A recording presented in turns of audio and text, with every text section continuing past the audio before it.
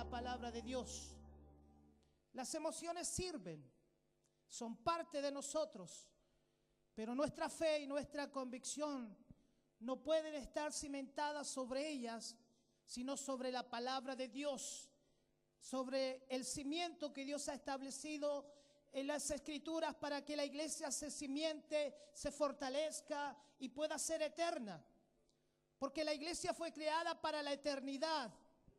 La iglesia fue levantada por Dios como el cuerpo, la esposa del Cordero, que sin duda está llamada a vivir eternamente en la presencia del Señor.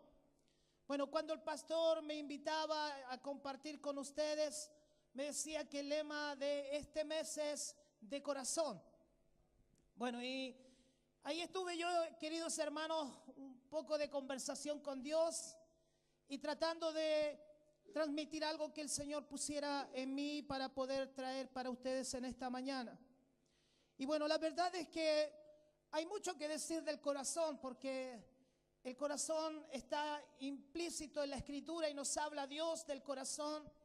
Jesús mismo nos habló acerca del corazón y de la importancia que Él tiene en nuestra adoración y en nuestra comunión con nuestro Creador.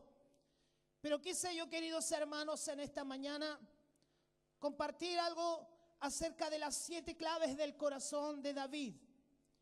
Podría haber hablado engañoso es el corazón, pero yo sé que eso ustedes lo han visto, me parece que lo han estudiado. Y yo quisiera hablar de un hombre que sin duda estuvo en su corazón el amor de Dios. Un hombre que Dios lo examinó por completo y dijo, este es un hombre conforme a mi corazón. Porque la Biblia no solamente nos habla del corazón de los hombres, sino la Escritura también nos habla del corazón de Dios. Y de hecho la Biblia nos llama y nos invita a conocer el corazón de Dios y a vivir conforme a su corazón.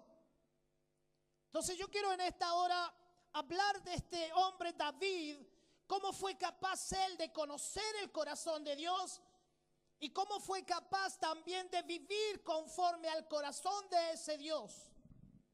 Es tan importante conocer el corazón de Dios porque eso nos permite tocar la fibra más íntima de nuestro Dios. Si tú y yo conocemos el corazón de Dios, vamos a poder tocar la fibra íntima de Dios y hacer que su mano se mueva en favor nuestro. Porque no podemos adorar aquello que no conocemos.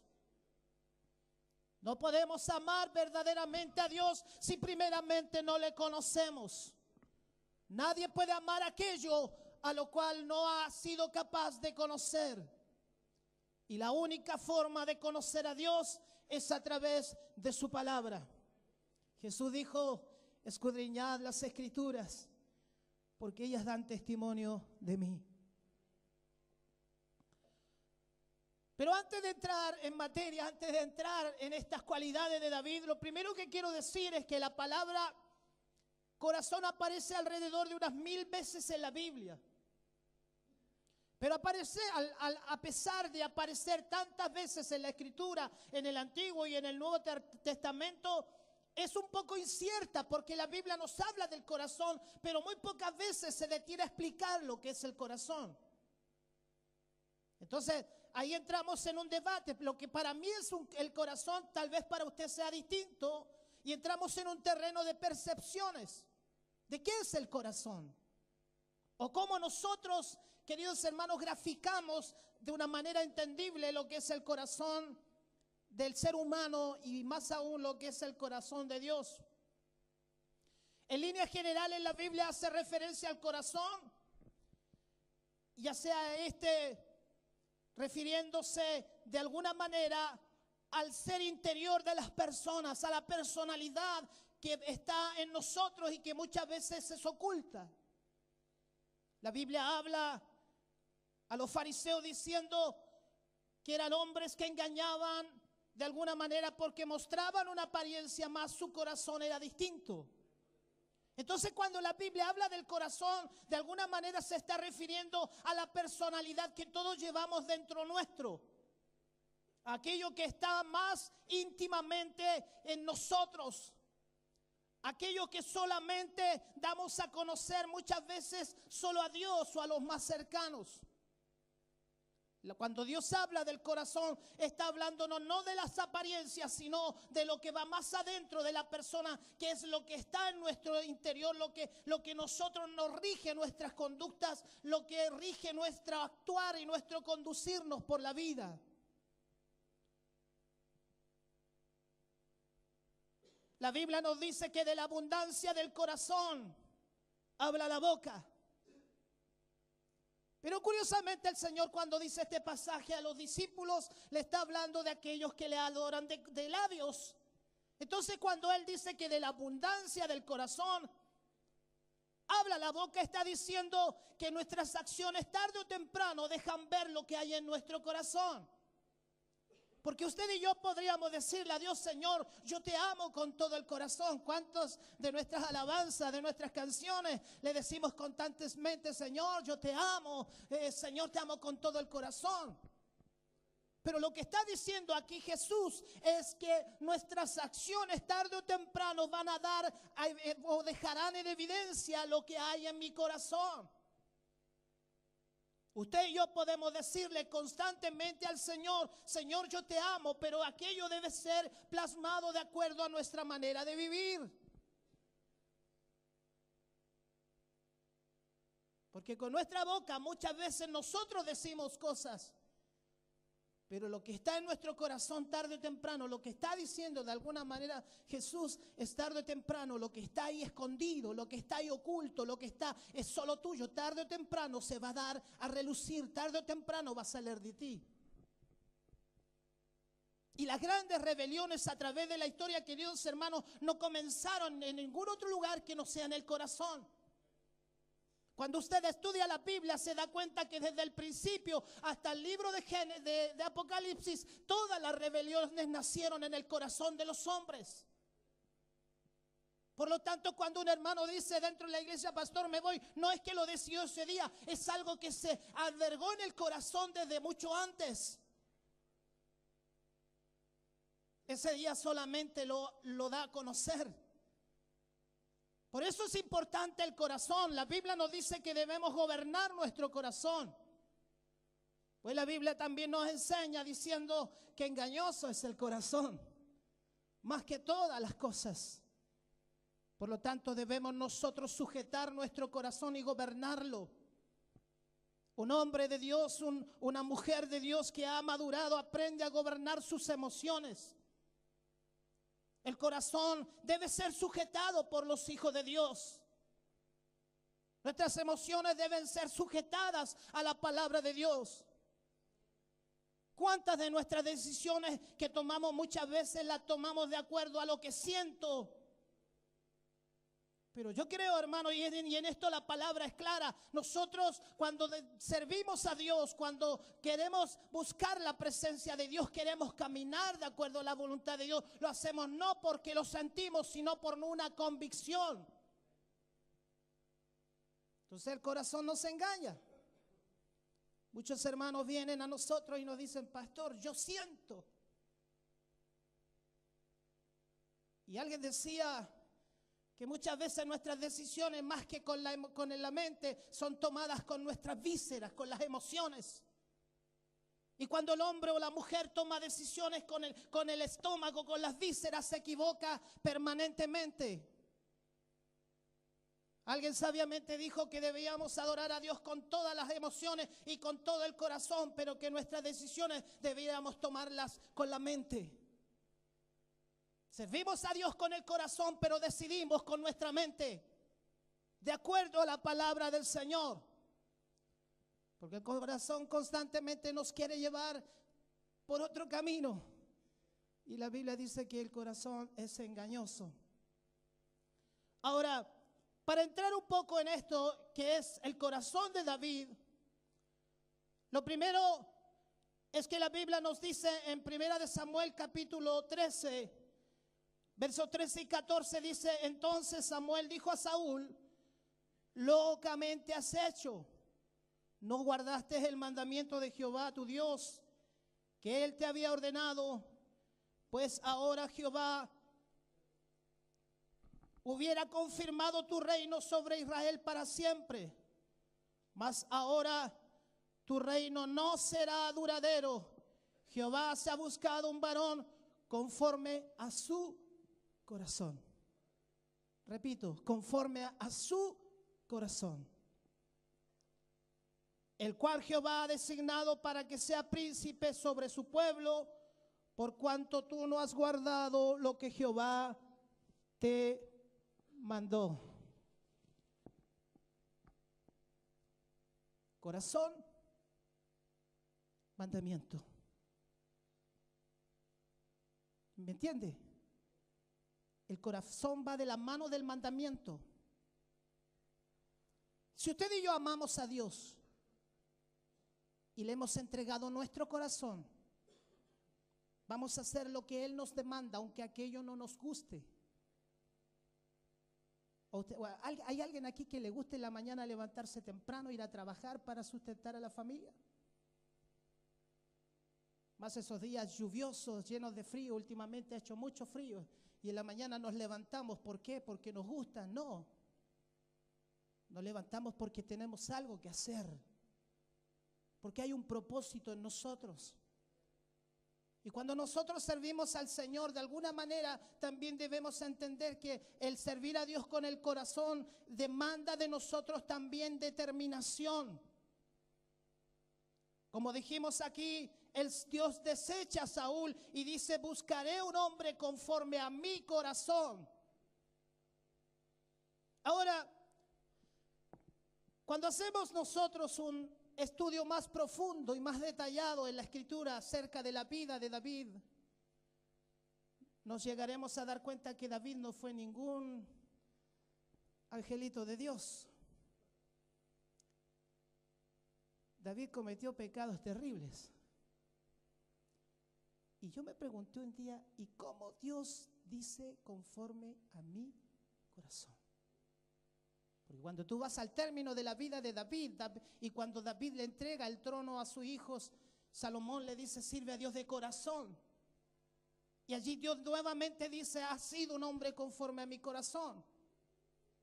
Lo que pasa es que el servir a Dios y amar a Dios con el corazón no significa que estemos exentos de defectos y de errores.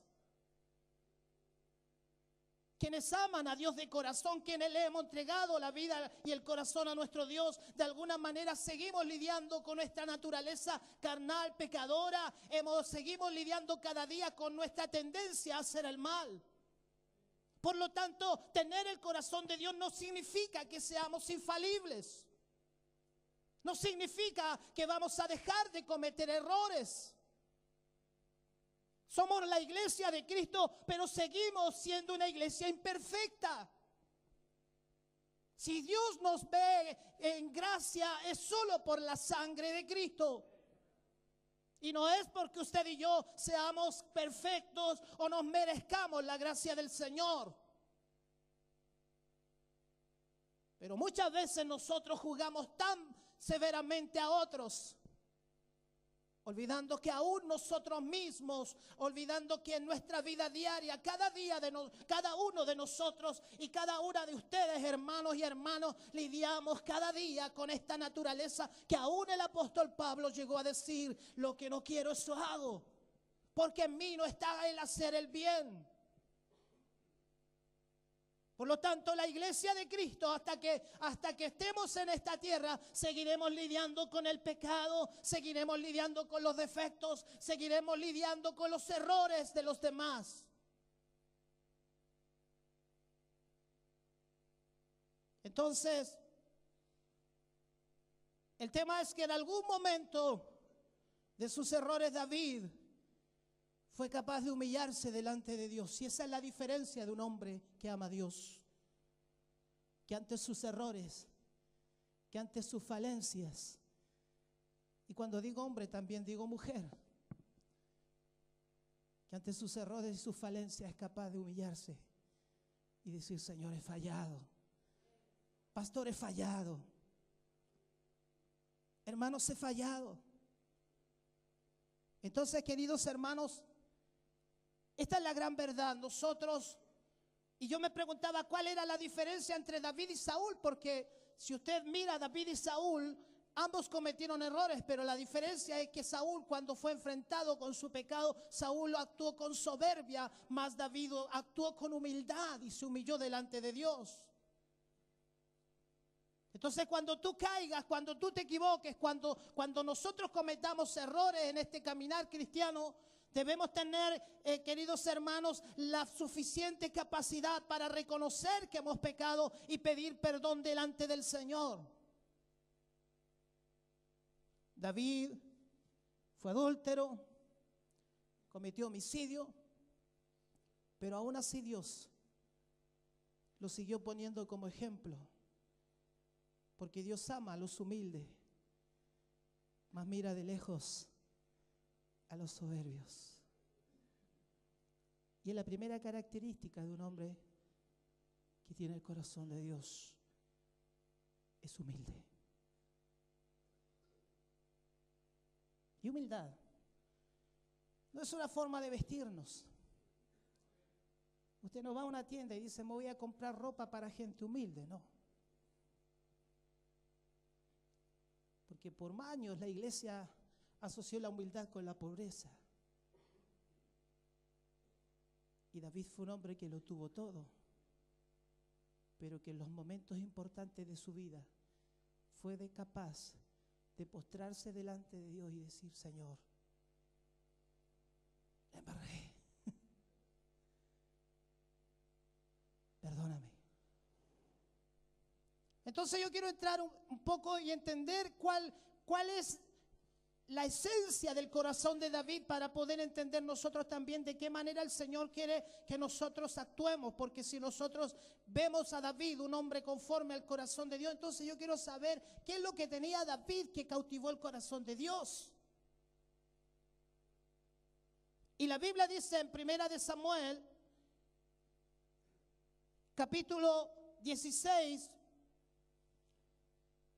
versos 14 al 18, dice ahí la palabra de Dios: y el espíritu de Jehová se apartó de Saúl, y le atormentaba un espíritu malo de parte de Jehová. Y los criados de Saúl le dijeron: he aquí ahora un espíritu malo de parte de Dios te atormenta. Diga pues nuestro Señor a tus siervos que están delante de ti que busquen a alguno que sepa tocar el arpa, para que cuando esté sobre ti el espíritu malo de parte de Dios, él toque con sus manos y tengas alivio. Y Saúl respondió a sus criados: buscadme pues ahora alguno que toque bien y traédmelo.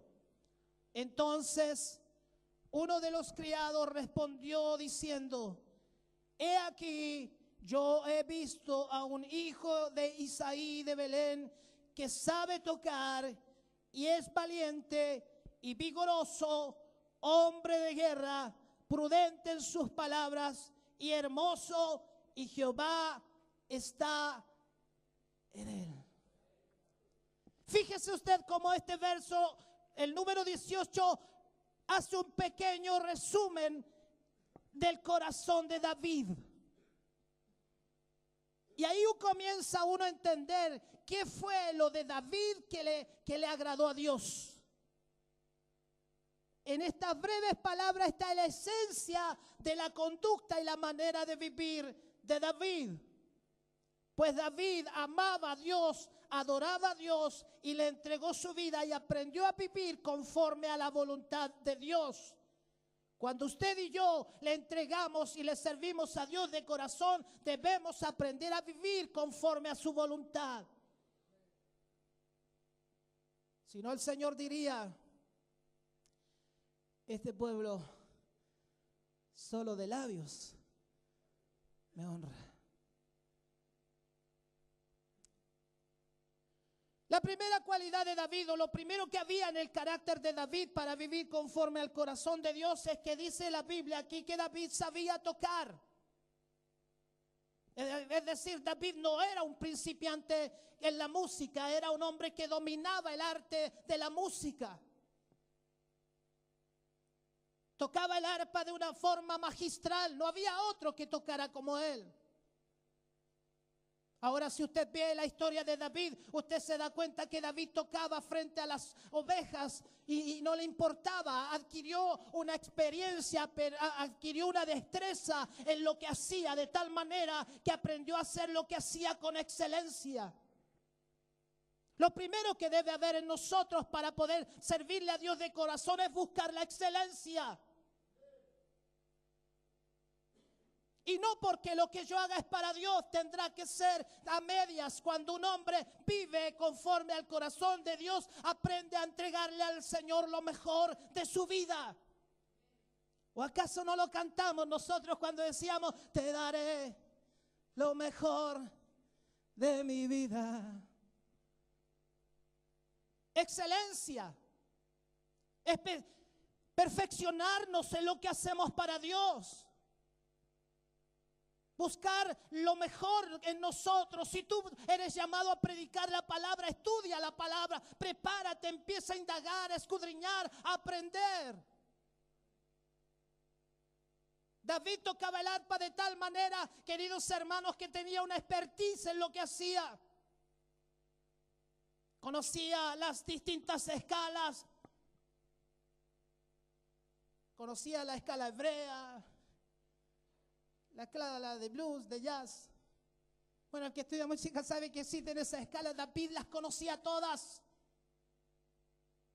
Buscaba la perfección en lo que hacía. Pero sabe, hermano, y aquí quiero también detenerme un momento. Darle a Dios con excelencia no significa ser el mejor. Excelencia, el que busca la excelencia no busca competir con sus hermanos. No busca tocar mejor que el otro. Yo le quiero decir algo que aprendí un día.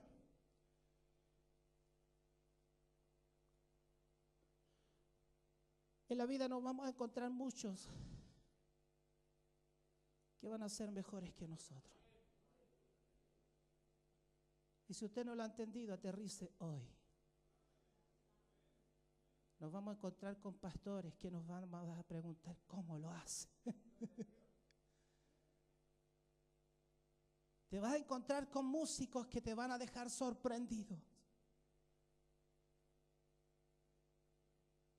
Por lo tanto, un hombre que vive el corazón de Dios no busca ser mejor que los demás, sino que busca dar lo mejor de sí. Excelencia, darle lo mejor de nosotros. En lo mejor de nuestras capacidades. Cuando uno como padre ve crecer a sus hijos, uno no los compara con el otro. Lo triste es cuando ese hijo puede dar más y uno sabe que no lo está dando. Entonces, la excelencia, saber tocar, prepararnos para el servicio de Dios, prepararnos para ser buenos padres, prepararnos para ser buenos hijos, estudiar cómo ser mejores esposos, estudiar cómo ser mejores obreros en la viña del Señor, estudiar cómo mejorar mi relación con mis líderes. Excelencia en lo que hacemos, hacerlo bien. Dios tenía la confianza que si algo le entregaba a David, David lo iba a hacer de la mejor manera. Cuando tú buscas la excelencia, te esfuerzas en buscar, en aprender, en ser enseñado, instruido y perfeccionado, no solamente para la obra de Dios, porque estas normas no son solamente para moverse en la casa de Dios. Quien aprende a vivir conforme al corazón de Dios, aprenderá a vivir mejor. Porque no se trata que en la iglesia seas el perfecto, mientras en tu trabajo, querido hermano, querida hermana, eres y dejas mucho que desear. Un hombre que aprende a agradar el corazón de Dios, aprende a vivir con él excelencia. La excelencia es una manera de vivir, es una manera de presentarnos frente a la vida. Hay muchos de nuestros hermanos por ahí diciendo, hoy pastor voy a dejar el trabajo porque me tienen limpiando los baños. Si alguien te manda y en la iglesia te envían a limpiar los baños, hazlo con excelencia. La excelencia es el sello de los hijos que agradan al corazón de Dios.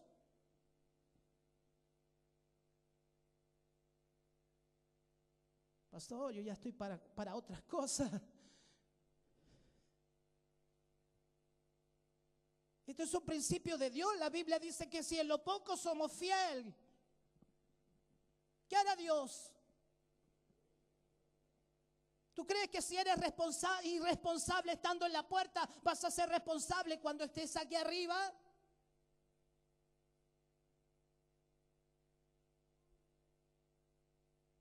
Empieza a vivir con excelencia, empieza a caminar con excelencia, empieza a ser un esposo de excelencia, empieza a ser una madre de excelencia, empieza a ser un hijo de excelencia y Dios te va a levantar, Dios te va a exaltar.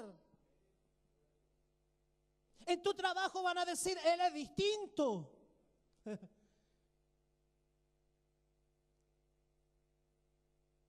A lo que mando lo hace bien.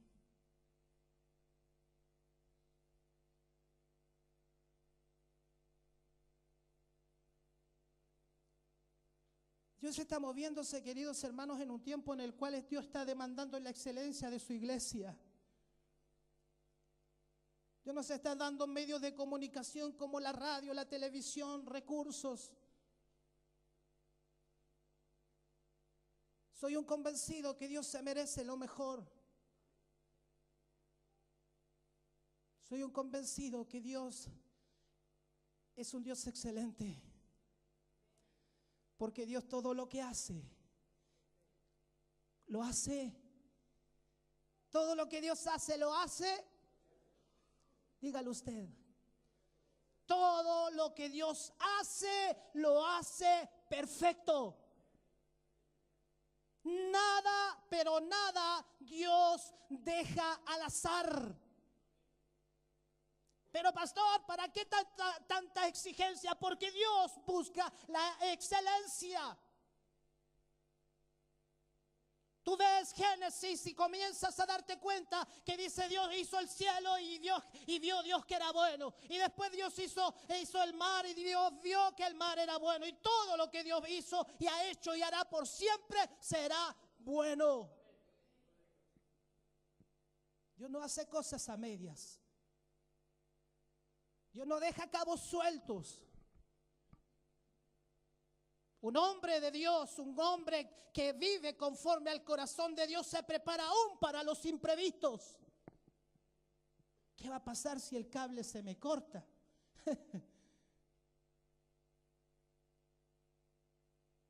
¿Qué pasa si se corta la luz? ¿Qué pasa si me echa a perder el cable de la guitarra? Excelencia. Cuando tú aprendes a servir a Dios con excelencia, tú aprendes a ver aún más allá. Muchas veces mis hijos me dicen, papá, pero ¿para qué tanto? Es que uno debe aprender a ser precavido en la vida. Porque Dios siempre ha sido precavido. Si no ve aquí, Saúl le falló a Dios. Y Dios tenía su plan guardadito por ahí. Ya tenía visto un hombre llamado David, que apacentaba las ovejas de madrugada, que mientras apacentaba las ovejas entonaba alabanzas para Dios. Dios siempre tiene un plan B. Dios siempre está preparado para los imprevistos. Siempre.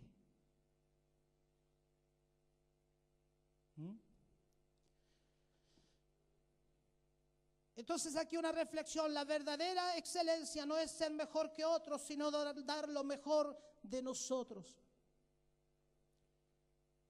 Lo segundo que había en el corazón de David es que David, según nos declara la palabra, era valiente. Pero la valentía de David no radicaba en sus fuerzas. No era que David decía, yo soy súper, yo soy genial. Cuando David desafía a Goliat, él no dice, yo te venceré, dice, Dios te entregará en mi mano. Y esto es una advertencia para nosotros los que servimos a Dios en los distintos ministerios. El comenzar a creer que nuestra experiencia, que nuestros años de bagaje nos pueden asegurar, queridos hermanos, la victoria. Esto es un engaño del diablo. El día en que tú y yo creamos que nuestra experiencia nos va a servir o nos va a ser suficiente, es el peor día y el peor error, y es el día en que comienza nuestro fracaso. Si usted ve a Gedeón, la Biblia dice que Sansón cada día decía, cuando Dalila venía a él y quiso jugar con el pecado, y el problema de Sansón, queridos hermanos, es que siempre puso su corazón en la mujer equivocada. Yo no sé qué tenían las filisteas, pero eran como un imán para Sansón. No cuidó su corazón, sin duda. No lo gobernó.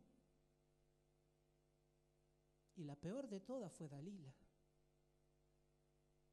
Dalila vino y le dijo: Sansón, cuéntame cuál es tu secreto. ¿Y sabe cómo se llama eso? Le tocó el corazoncito. Engañoso es el corazón. Bueno, Sansón un día dijo: ¿sabes qué? Si pasa esto. Y Sansón por un tiempo se las ingenió para engañar a Dalila. Una y otra vez le decía Dalila a Sansón: tú me engañas, me has engañado, parece que no me amas, no me quieres como me dices, porque si me quisieras me dirías la verdad. ¿Cuál es tu secreto? Un día Sansón le dijo: si pasare navaja por mi cabello, el cual nunca ha sido cortado, ciertamente Jehová se apartará de mí.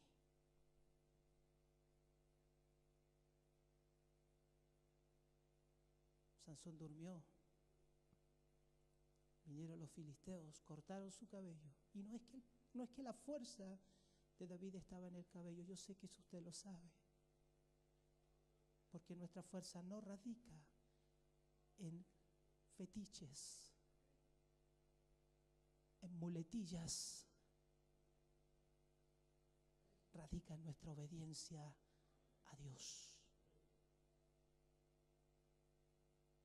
No porque yo use una Biblia más grande.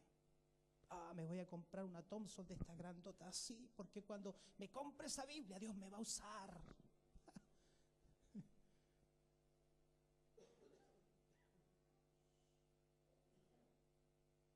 Entonces, Sansón, su cabello es cortado, despierta de su sueño, vienen los filisteos y lo toman. Entonces Sansón dijo: ciertamente, como todas las otras veces, Dios vendrá nuevamente sobre mí y me dará victoria. Y aquí viene algo terrible, dice la Biblia: mas no sabía Sansón que Dios se había apartado de él.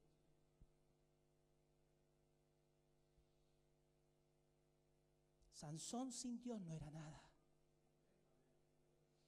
¿Qué te hace pensar que tú sin Dios puedes tener éxito? Entonces, cuando hablamos de que David era valiente, no nos referimos a sus capacidades. Sí, Dios usa tus capacidades, Dios usa tus talentos, Dios te lo dio para usarlo, pero nuestra valentía, nuestro valor, nuestra victoria solo está asegurada en las manos de Dios. Tú y yo sin Cristo somos intrascendentes, hermanos. Yo podría pararme aquí a darle el mejor texto, la mejor, querido hermano, el mejor texto elaborado, pero no sirve de nada, querido hermano, no sirve de nada si Dios no está en mí ni en ti. Ser valiente no es decir me las puedo, yo puedo. Es decir lo que dijo Pablo: todo lo puedo en Cristo que me fortalece. Eso es valor para un hijo de Dios. Eso es tener el corazón de Dios. Entender que cada día de la vida necesitamos vivir y caminar de la mano de Dios. Que necesitamos que antes de nosotros, delante nuestro, vaya la presencia de Dios. que en todo lo que hagamos Dios tiene que involucrarse. Tienes que incluir a Dios en tus planes, tienes que incluir a Dios en tus proyectos, tienes que incluir a Dios cuando saques cuenta cada fin de mes. ¿A cuántos de nosotros nos llega el fin de mes, sacamos cuenta? Señor, ahora ayúdame que no me quedó nada. Eso no es caminar con Dios. Caminar con Dios, ser valiente, es decir lo que dijo David: Dios me dará la victoria.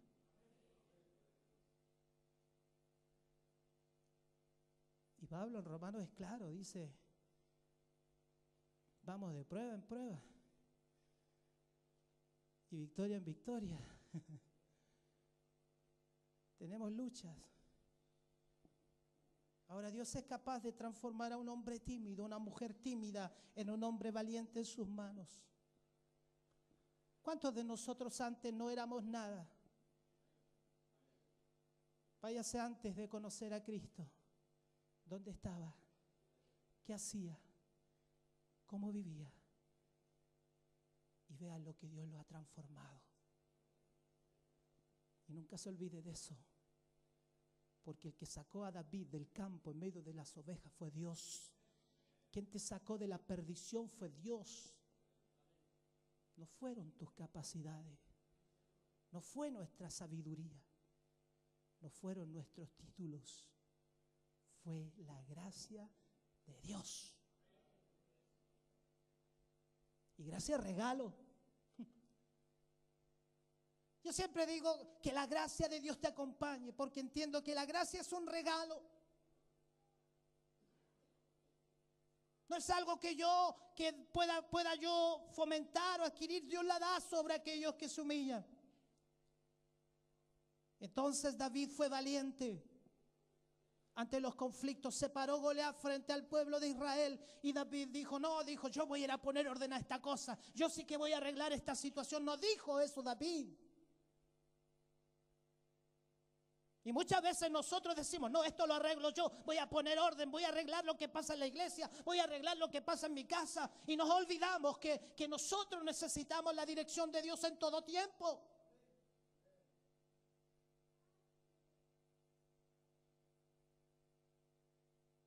Jehová es mi fortaleza. Valiente. Dios es capaz de sacar de nosotros la valentía que está más escondida y de transformar un tartamudo como Moisés, que le dijo, Señor, yo no sé hablar. Y le dijo, Dios, no me importa, porque yo no necesito tu boca, yo necesito tu corazón. Porque yo te voy a dar palabras. Yo te voy a dar elocuencia. Dios es capaz de darte la elocuencia que nunca has tenido si dejas que Dios trabaje en tu vida.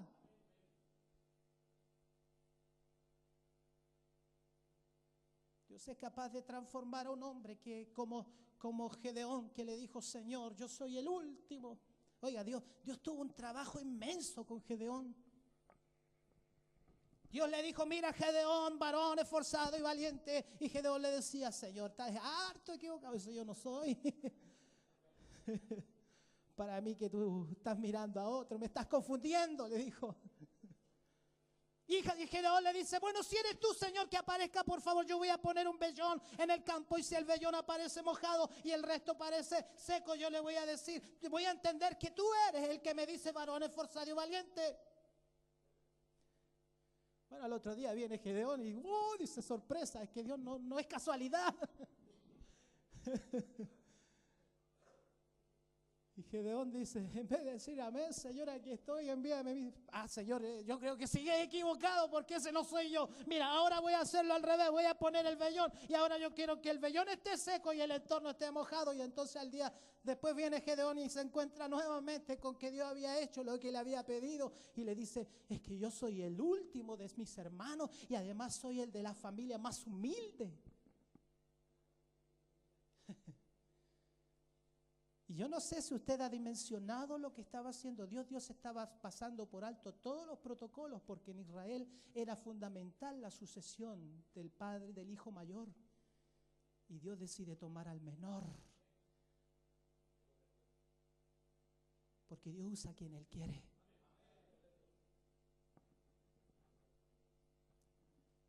Dios no usa a los mejores.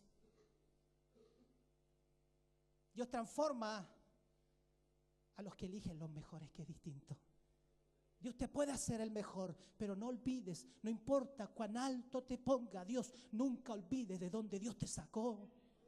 Y mientras más Dios te levante, mientras más Dios te bendiga, mientras más te suban el sueldo, mientras más te exalte Dios en la obra, entonces mientras más alto Dios te ponga, más humilde y más postrado en la presencia del Señor. Eso es valentía. Valiente ante las pruebas, pero sencillo, quebrantado y desnudos ante Dios. Un hombre que se humilla ante Dios es fuerte ante las pruebas. Luego dice la Biblia que David era vigoroso. Haga conmigo así los hombres, a ver así. Vigoroso. Y que David tomaba Milo te hace grande.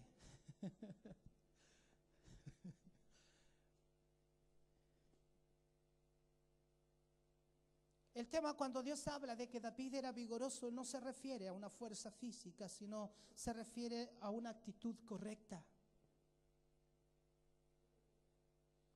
O sea, David no andaba por ahí, pastor, tengo este problema.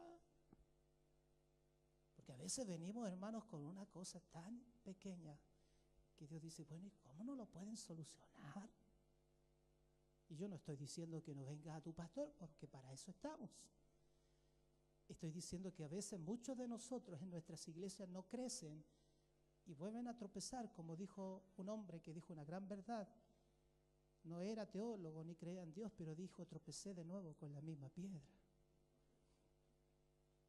Y es una gran verdad.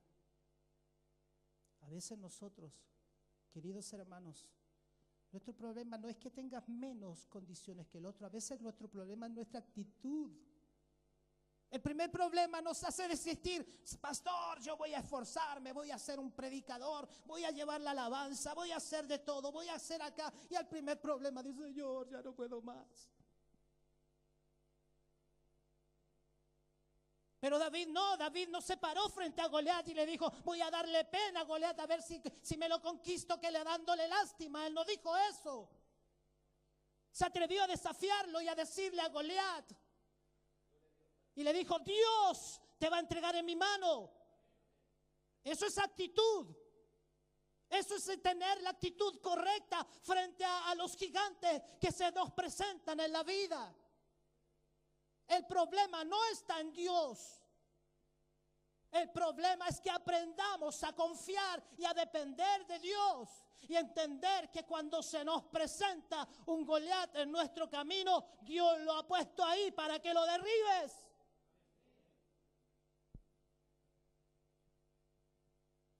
Y yo no sé cuál es tu Goliat.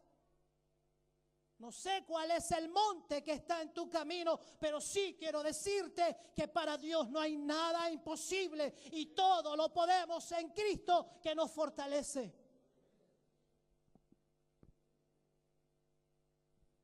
Vigor, energía. David derrochaba energía, imprimía energía en todo lo que hacía, todo lo hacía con ganas. No era de esos hermanos que usted le dice, hermano, usted va a pasar y va y ¿por qué me mandan a mí? ¿Por qué me toca a mí? Yo quiero estar predicando. Fíjese que a David, su padre no lo mandó a pelear con Goliat. ¿Sabe a qué lo mandó, no es cierto? Le dijo, le vas a llevar comida a tus hermanos porque ellos son las estrellas de esta pelea. Y David dijo, voy para allá, y llegó con sus ganas y dijo, aquí traigo comida. No era un trabajo para sentirse muy orgulloso, la verdad. Pero David lo hizo con ganas. Y un hombre que conoce el corazón de Dios, una mujer que conoce el corazón de Dios, lo que hace, lo hace con ganas. Cuando la hermana está ahí pelando las cebollas, picando las papas, lo hace con ganas y adora al Señor y dice, aleluya. Y no está ahí, siempre yo pelando, usted es la esclava de todo, aquí todo me tiene por sitio. No. ¿Cuántas hermanas viven quejándose? Me toca pelar y nadie me ayuda. No, actitud correcta, vigor en lo que hacemos. Sea lo que hagas, debemos hacerlo con vigor. ¿Me está entendiendo? Hacerlo bien. ¿Cuánto le ayudan aquí en la casa de la esposa? A ver, levante la mano. Sin vergüenza, no le van a decir, nadie se va a burlar, pero supongo que alguien habrá en casa que ayuda a los quehaceres, ¿no es cierto? ¿Ah? Siempre digo, los más cerca de Dios son los más serviciales. Pero hacerlo bien.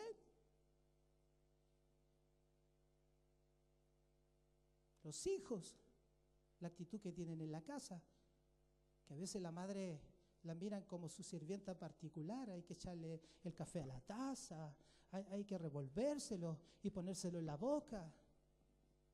No, los hijos deben ayudar en casa, deben tener deberes, deben tener una actitud correcta frente a la vida. Porque estamos formando hombres que van a salir a la vida, queridos hermanos, y allá el mundo, afuera el mundo no trata bien, necesita hombres y mujeres convencidos y con convicciones y con carácter.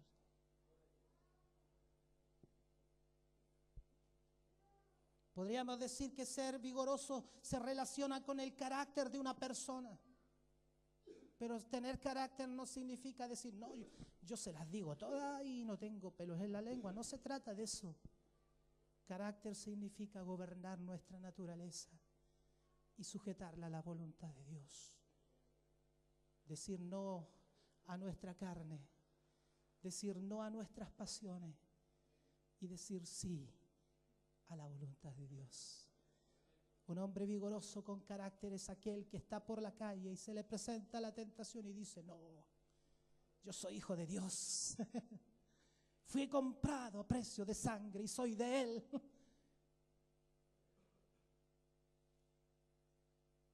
Carácter no es que la hermana venga y espere con el sartén a la esposa y se las voy a dar todo. Eso no es carácter. Tampoco es carácter llegar y golpear la puerta y dice, aquí llego yo soy el hombre de la casa, yo soy el que mando. Eso tampoco es carácter. Mire usted a Cristo como Él se presentó ante la cruz y va a aprender lo que es carácter. Es decir, como dijo Jesús, si es posible que pase de mí, Señor, esta copa, pero que no se haga lo que yo quiera, hágase tu voluntad. Eso es carácter. Ser capaz de decir, Señor, aunque esta cosa no me gusta, pero si tú lo quieres, aquí estoy yo. Que cuando Dios te pasa por el crisol, que cuando Dios te mete ahí en el molino y parece que nos mete en la juguera y parece que pasan meses, semanas y no termina nunca, en que parece que Dios te mete a la juguera y te hace vuelta y vuelta y uno no se está recuperando de una y viene otra. Eso es tener carácter, decir, Señor, voy a pasar por tu escuela. Voy a dejar que moldees mi vida, voy a dejar que moldees mi carácter, voy a dejar que moldees mi actitud, voy a dejar que me enseñes a vivir como un hijo de Dios, como una hija de Dios. Eso es tener carácter. Entonces, es importante tener una buena actitud frente a las circunstancias de la vida. Luego David era un hombre de guerra. No andaba peleando, no digo guerra, que ande peleando con todos en la iglesia, no me confunda. Porque dice la Biblia que no es con espada, ni con ejército, ha dicho, sino con mi espíritu, ha dicho Jehová de los ejércitos. Un varón conforme al corazón de Dios se ha preparado para enfrentar críticas, para enfrentar los conflictos y enfrentar las adversidades. Ese es un hombre de guerra, una mujer de guerra, una mujer, un hombre que están preparados para enfrentar los cuestionamientos, los ataques que a veces vienen aún del mismo cuerpo de Cristo. Porque quienes criticaron a Jesús, Jesús estaba sanando a los enfermos, levantando a los paralíticos, dando vista a los ciegos, dando vida a los muertos. Y detrás de él estaban diciendo los fariseos, no es lícito sanar día sábado. ¿Y tú crees que Jesús se detuvo por eso? ¿Tú crees que el Señor dijo, hoy no me están entendiendo? Mi ministerio es incomprendido. ¿Tú crees que el Señor se detuvo a perder tiempo en ese tipo de niñerías? El Señor dijo, Dios, mi Padre me ha enviado con un propósito y ese propósito es el que voy a cumplir. Ese es un hombre de guerra, una mujer de guerra que aprende, aunque lo critiquen, si está en la voluntad de Dios, es capaz de soportar las adversidades, las críticas, los cuestionamientos, porque sabe que está en la voluntad de Dios. Si a David lo criticaron sus hermanos, dije, ¿qué te creíste? Sus hermanos. Y la familia se apoya, ¿no? Pero sus hermanos dije, ¿quién se cree este? Bueno, David sabía que estaba ahí con un propósito. Y ser un hombre de guerra, Dios necesita hombres de guerra. Necesita mujeres de guerra. Porque no estamos jugando a ser iglesia. Dijo Jesús, el reino de los cielos se hace fuerte y solo los valientes lo arrebatarán. ¿Quieres arrebatar las bendiciones de Dios? ¿Quieres arrebatar las promesas que Dios tiene? Hay que ser valiente. Hombre de guerra, no te detengas ante pequeñeces, no te detengas ante circunstancias, porque un hombre de Dios no se mueve por las circunstancias, no depende. Algunos dicen, me levanté con el lado izquierdo, me va a ir mal hoy. Yo todavía he visto hermanos que dicen, se me cruzó un gato negro, hoy día me va a ir mal.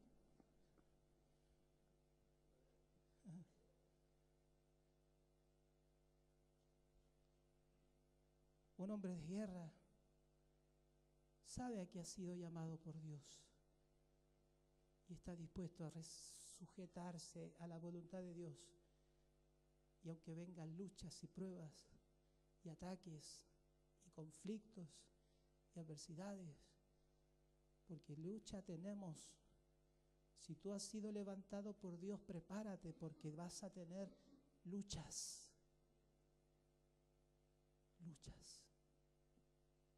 Y un hombre y una mujer con el corazón de Dios aprende a ser un guerrero. Un guerrero. Esto no es para débiles, es para valientes. Y Dios nunca engañó a sus hijos. Nunca adornó la verdad. Él les dijo, en el mundo van a tener aflicciones. No he visto a nadie que hable más claro que Dios. Dios nunca te va a adornar la verdad. Dios nunca te va a decir, porque muchas veces nosotros decíamos, cuando era niño crecí escuchando como en las calles decían los predicadores, ven a Cristo y se te acabarán tus problemas. Mentira, los problemas siguen. Porque la vida, la naturaleza pecadora, el estado que teníamos con Dios hoy tenemos un estado caído delante de Dios. Por lo tanto, estamos en una naturaleza pecadora, estamos en un mundo hostil. Por lo tanto, mientras la iglesia esté en la tierra, va a enfrentarse con el sufrimiento, con el dolor, con las pruebas, con las enfermedades, con el cansancio, con los golpes de la vida.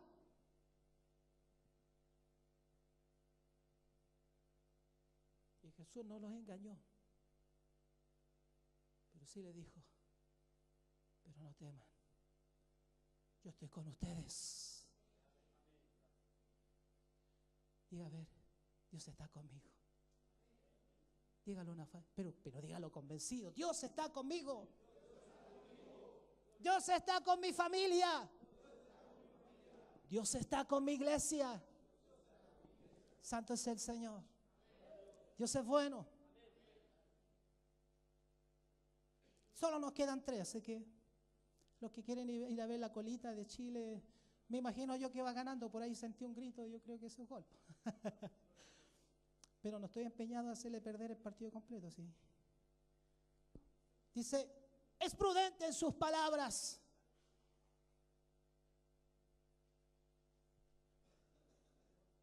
Es decir, sabe gobernar su boca. Lamentablemente, muchos hombres, mujeres y personas con grandes llamados de Dios tienen problemas con su boca. Y uno de los graves problemas dentro de la iglesia se llama lengua.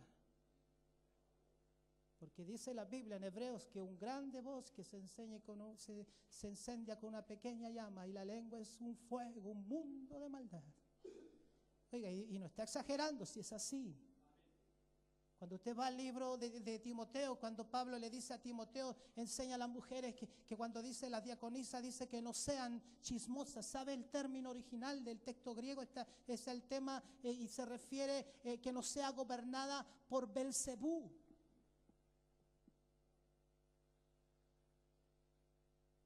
La mujer chismosa le ha entregado su lengua al diablo. El hombre chismoso le ha entregado su lengua al diablo. Es lo que está diciendo Timoteo. Lucifer, Belcebú, usa el mismo término para decir chismosa. Y usted no diga, eso va para las hermanas, porque hay hermanos que a veces son más chismosos que las hermanas.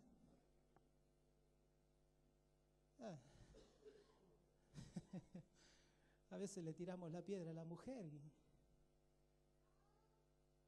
y a veces el mismo hermano llega, no me gustó el culto, no me gustó el predicador, yo lo habría hecho distinto. A veces en nuestro almuerzo el pastor es el personaje principal. Lo arreglamos completo. Si yo fuera el pastor. La lengua. Porque de la abundancia del corazón habla la boca. Y fíjate en esto, porque esto te va a enseñar en la vida. Cuando alguien va y te habla algo del hermano, no te extrañe que mañana vaya y hable de ti con otro.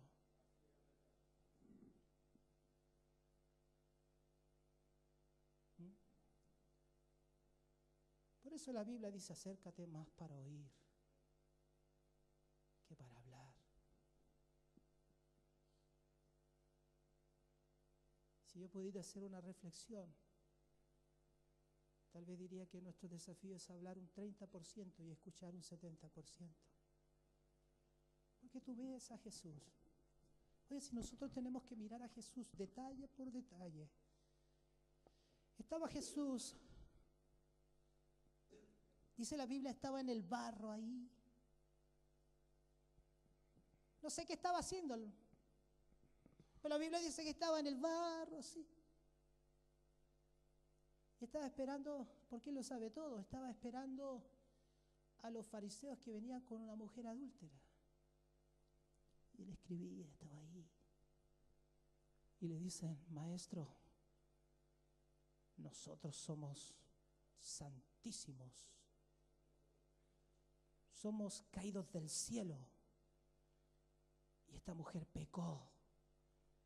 Y nuestra ley dice que debemos apedrearla. El Señor seguía ahí. Pero el Señor conocía los corazones. Entonces, como Jesús no decía nada, vinieron nuevamente y le dijeron, pero maestro, tú sigues ahí y no dices nada. Pero él los miraba y los conocía. Si los conocía cada uno. Los conocía por su nombre, los conocía lo que habían almorzado, lo que habían comido, conocía todo. Porque Dios conoce todo. Y cuando digo todo, es todo. Incluso lo que estás pensando ahora. Entonces Jesús seguía. Dijo, maestro, por última vez, si tú sabes la ley dice que debemos apedrearla. Y Jesús dice, bueno, ya me hiciste tanto. Y Jesús le da un tremendo, pero tremendo sermón. El que esté libre, que lance la primera piedra.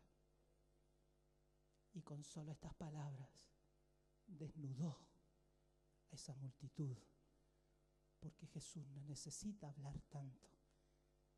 Necesita hablar con la unción de Dios. Cuando un hombre de Dios habla, Dios hace que los demás callen. Porque Dios pone autoridad cuando le entregamos nuestra boca a Dios. A Dios. Luego dice que David era hermoso. Bueno, la Biblia dice que era rubio, bajo y que era de buen parecer. Pero si yo interpretara textualmente ese texto, varios de nosotros tendríamos que estar viendo a Chile y no adorando aquí al Señor, ¿no es cierto? Porque muchos de nosotros nos miramos al espejo y decimos, ¿qué vio Dios en mí? Soy tan porfiado como hace 20 años, soy tan terco como hace 20 años. Y algunos involucionamos, ese es el problema. Algunos somos más porfiados que hace 20 años. Otros son más mal genio que cuando llegaron a la iglesia. Y cada día peor. Y si fuera por eso Dios. Entonces la pregunta es, ¿qué vio Dios en mí? ¿Por qué Dios me miró a mí y no miró al de al lado? ¿Qué encontró Dios?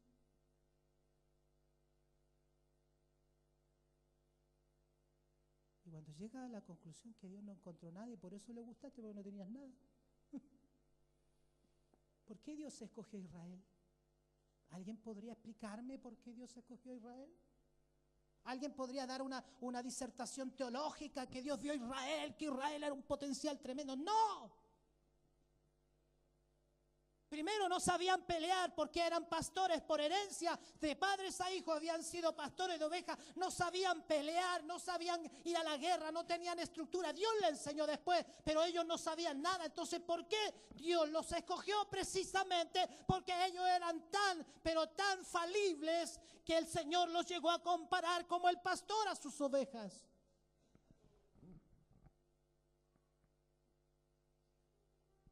Entonces, cuando hablamos de hermosura, debemos entender que es algo que Dios pone en usted y en mí. Nada más. Que si hay algo bueno en nosotros, eso viene de Dios. Algunos le llaman gracia, la Biblia le llama gracia. Otros le llaman unción. Bueno, como le quiera llamar, pero eso viene solo de Dios. Que hace que tú vayas a un trabajo y hayan 100 y el jefe diga, no sé, pero este tiene algo. Que vaya a golpear una puerta, a hacer un trámite y diga, ¿sabes qué? No sé por qué, pero me cae bien.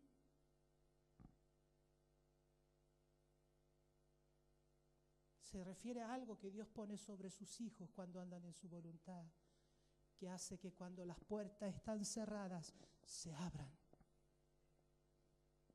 Que hace que cuando hay cerrojos se rompan, que hace que cuando hay yugos se desaten.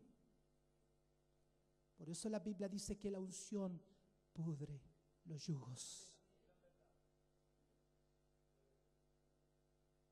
Hermoso delante de Dios. Nosotros tenemos un hermano en la iglesia que es famoso porque es muy pretencioso. Cuando lo pasábamos a buscar, estaba toda la familia allá adentro y a él se le olvidaba peinarse un pelo y se devolvía y tenía toda la familia en el auto porque esta pestaña tenía que estar para allá y que la arruga y la crema, ¿viu, hermano? Y nosotros tocando la bocina y la familia completa arriba del auto. No, si se devuelve hasta el pelo que tiene para el lado se devuelve a arreglárselo. No se refiere a esa hermosura. Se refiere a la unción de Dios, se refiere a la presencia de Dios en ti. ¿Qué hace de David un hombre distinto? La diferencia la marca Dios, no la marcas tú, no la marco yo, No importa si me cambio el peinado, me pongo un bisoñé, me cambio la corbata, me cambio el peinado, cambio mis lentes, cambio mis zapatos, cambio mi Biblia. Nada de eso tiene poder. Nada. Lo que hace la diferencia es Dios. Lo que hace la diferencia es que Dios estaba en David. Y eso marcó la diferencia. Y por último dice la Biblia que Jehová estaba con él. ¿Serviría a todos los demás si Dios no estaba con él? ¿Se vería que tuviera la mejor actitud? ¿Que fuera valiente? ¿Que tocara bien? ¿Serviría todo eso si Jehová no hubiera estado con David? Bueno, la presencia de Dios es una consecuencia de todas las anteriores. Cuando tú vives conforme al corazón de Dios, sin duda, Dios se dejará ver en tu vida. Es inevitable, porque Dios es un Dios de principios, porque Dios es un Dios de conceptos. La Biblia es tan clara que te dice, si tú haces esto, pasará esto. Si vives lejos de Dios, te pasará esto. Si no, pregúntele al hijo pródigo. Dijo, voy a ir y me voy a gastar todo, y pidió los bienes, y me dijo, me voy a hallar la vida, una vida soñada. Y cuando al poco tiempo estaba comiendo de las algarrobas. ¿Cuántos de nosotros nos ha pasado así? Dios te dijo, apártate de mí, mira lo que va a pasar. Y usted dice, no, si yo no hay problema. Y después vuelven como el hijo pródigo.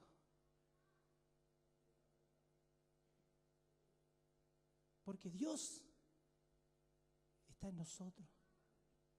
Y lo que hace esta iglesia, escuche, lo que hace la iglesia diferente, y lo que diferencia a una iglesia de un centro cultural, de un club deportivo, de un centro de madres, lo que hace diferente a la iglesia de Dios es que Dios está en medio de su pueblo.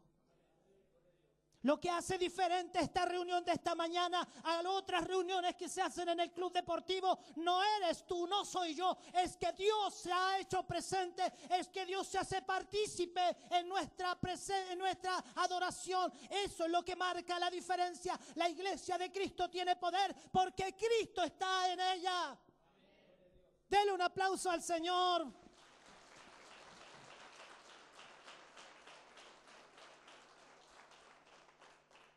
Y si la iglesia no ha sucumbido ante este mundo de pecado, de maldad, que cada día está más oscura la tierra, es porque Dios está en nosotros.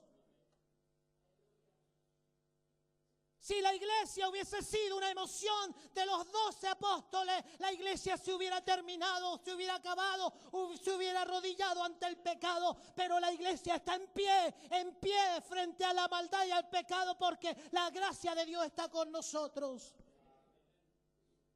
Y la iglesia no está derrotada, muy por el contrario, la iglesia es el pulmón de Dios en este tiempo. Tú y yo somos la boca de Dios, somos el corazón de Dios, somos las manos de Dios, somos el hombre y la mujer que Dios va a usar.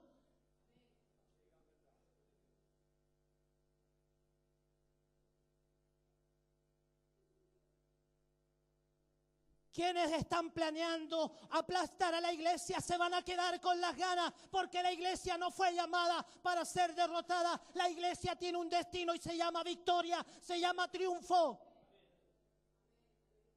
Hay una sola palabra que no está en el diccionario de Dios, y esa es la derrota, el fracaso. Dios nunca fracasa. Dios no conoce lo que es una derrota, porque Dios es un Dios vencedor.